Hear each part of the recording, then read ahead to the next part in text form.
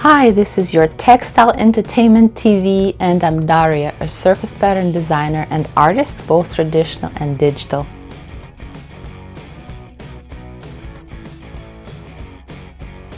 I feel like most of these things can also relate to design in general, so join me even if you are a different kind of designer, a graphic designer, fashion designer or whatnot. Everybody welcome. Don't forget to subscribe to my channel and hit that notification bell icon so you do not miss any new videos that I make.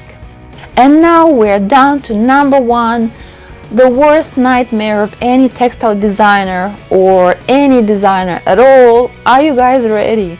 So when art is stolen, taken advantage of, knowingly or unknowingly, deliberately or not, this is the worst nightmare of any artist.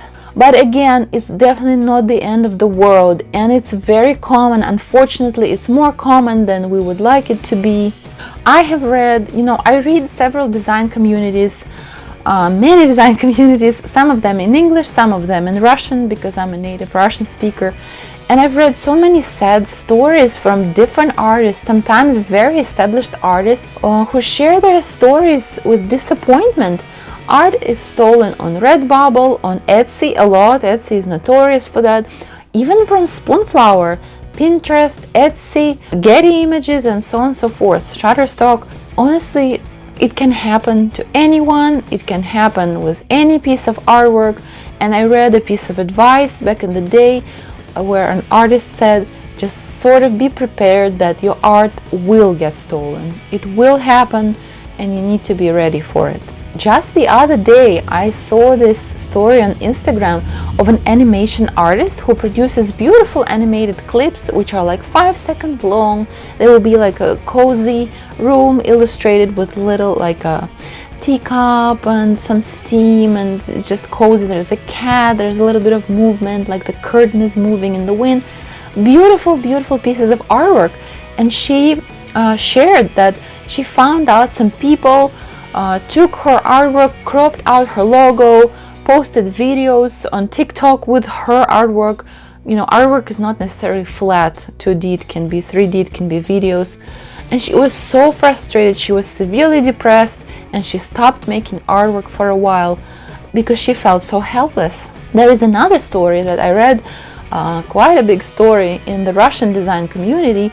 So this company, Martini, the company was holding a design competition in 2012, I think, for a bottle design in Russia, particularly on the Russian market. And this guy won with a beautiful like blue and white pottery inspired design, something like this. So he won. The prizes were super nice. It was a scholarship in the London Design School, and he, got money and fame and everything like that. A couple of years later, it actually surfaced that the design was not his. He stole the design from another female designer. Her friends pointed it out. They were like, "Oh, we saw this martini bottle in the store. This is your design, isn't it?" She's like, "Yeah." I think that artwork was on Shutterstock, so she was licensing it through Shutterstock. So the guy apparently stole the design. He won the competition. So the girl reached out to Martini. You know what they said? They were like, "Oh, we're so sorry, but we encourage you to enter the competition this year." Like, seriously, you guys? So she hired a lawyer. In instances like this, it might definitely be worth. In the end, she was fully compensated. She also got a scholarship to that London Design School. I don't know what happened to the offender, unfortunately. I actually wanted to find this story when I was getting ready for this video. I reached out to the administrator of the design community where I read it, and they were like, "Sorry, we can't remember. Like, we know the story, we know it happened." I found the design actually, but I couldn't read the story. But I know the person, the girl whose design was stolen. Another personal example. So a couple of years ago, I bought a phone case on eBay with shabby chic floral. It was very pretty, and I had it, you guys, for like 3 years, and only then I noticed that it was watermarked. So somebody swiped a design, it was Getty Images watermark on the phone case, sold it. I bought it. A textile designer myself, a designer who makes patterns, and I didn't see the watermark for a couple years. When I noticed, I was like, is this for real? And I was so frustrated, but I couldn't see it, like I didn't know it was stolen. I've also read already 2 times about this fashion company called Shine, I think. Am I pronouncing it right? They just blatantly steal designs. They are notorious for it. It's known in the design community.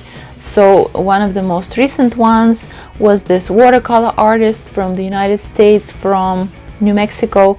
She does a lot of beautiful watercolor florals, and she shared in her stories that she tries to contact them and they are denying everything. I don't know if she's going to sue them. I have no idea.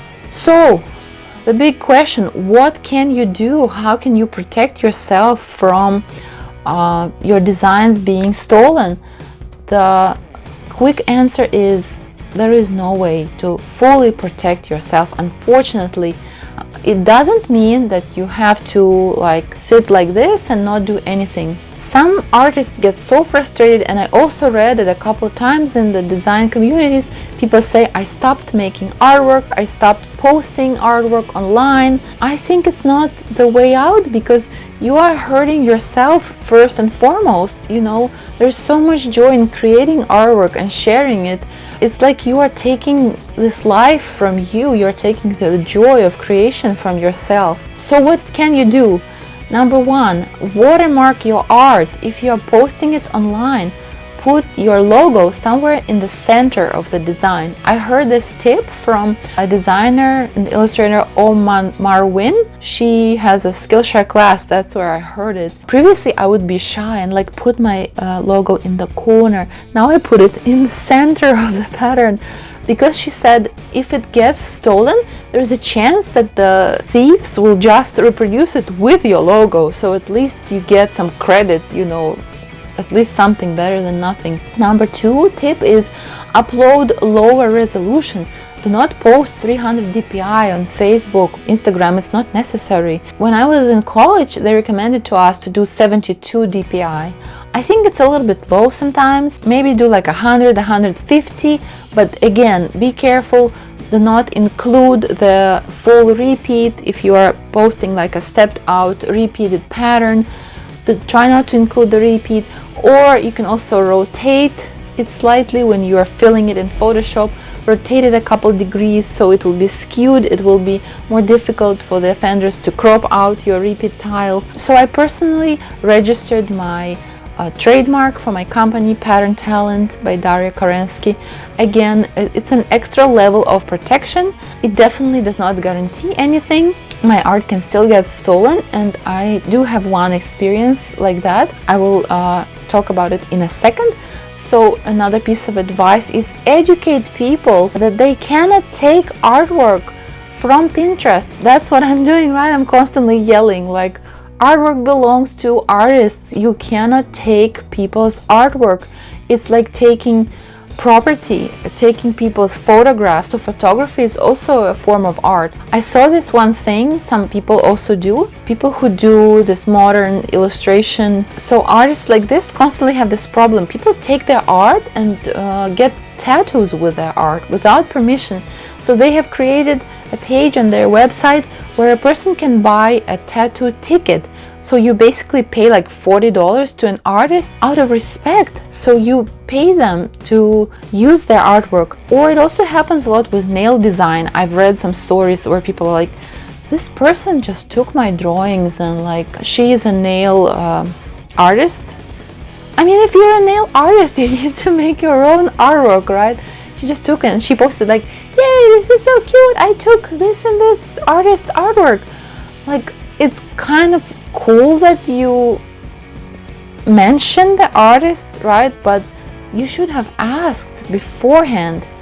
And again, the artist says she's a small business, she's not doing thousands of reproductions, and it's kind of fun. But again, it doesn't feel nice when someone takes your artwork. So do reach out to the artist and ask them for permission to use their artwork. Another piece of advice is ask yourself if this has happened, if your art was stolen. Is this my war and do I want to fight this war?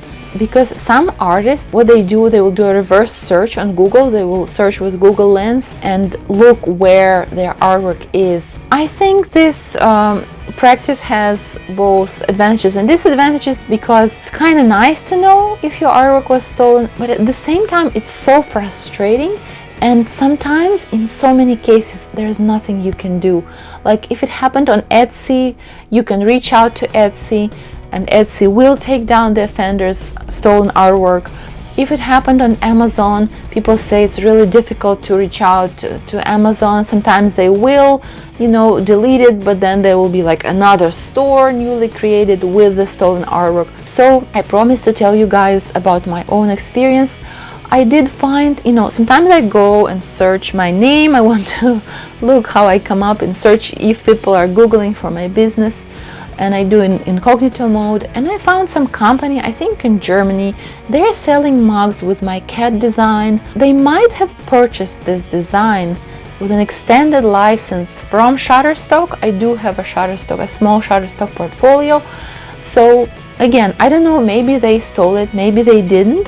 But at least they are saying my name there. It says like Pattern Talent by Darya Karenski, cute cats, something mugs. So maybe I should have sat down and researched, was there an extended license? I do not track all my licenses all the time. I don't remember really. So again, ask yourself, do I want to know if my art was stolen? It brings us to another important point. Like I previously mentioned briefly, I divide my portfolio in several tiers. So the things that I post on Shutterstock, I potentially expect they might get stolen. And I post very simple polka dots, hearts, cute cats, stuff like that. Artwork that I created purely for financial gain. It's not something like this that I truly appreciate. I wanted to make some money, so I did this, but artwork that I really am proud of, I'm never going to post on Shutterstock. So choose your platforms wisely, choose where you want to sell and what and how you want to sell it. That's my advice. You might want to stay away from microstock websites. I know altogether, in the United States they sort of kind of have this bad rep. Again, I read the design communities and people are like, usually when people license it, there's a lot of subscription action on Shutterstock. So people purchase a monthly subscription to Shutterstock and they can download, I think, 10 free designs every month. And you usually get 10 cents per download. I know it's crazy. They started with 25 cents and then a couple of years ago they went down to 10 cents. Of course, it's crazy. I'm not uploading to Shutterstock as much anymore because of this reason. And again, do you want to post something intricate like this that will sell for 10 cents? Probably not. Microstock websites like Shutterstock, Adobe Stock, Getty Images, Dreamstime, they do have a right for living. You can sell there, but it's a whole different game. It's definitely a numbers game. You need to have a lot of designs that you are able to create quickly and abundantly.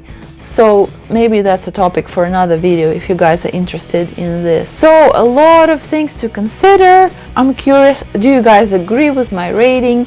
So if you have enjoyed this video, I would appreciate your like.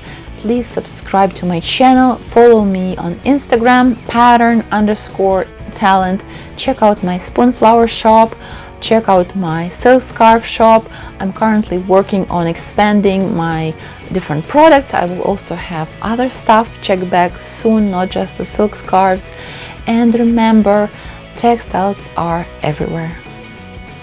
I want to make a little textile introduction before we begin. So I was getting ready to film this video and I put this shirt on.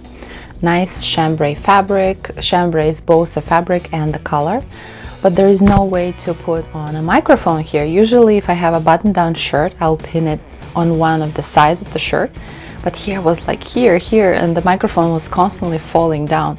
So I was like, I have this eyelet fabric that it's also called broderie sometimes, which I think is the French for embroidery basically. So I put the microphone in one of the holes here, and the wire is going from under my shirt, and when I'm walking I'm like dragging chains like a prisoner.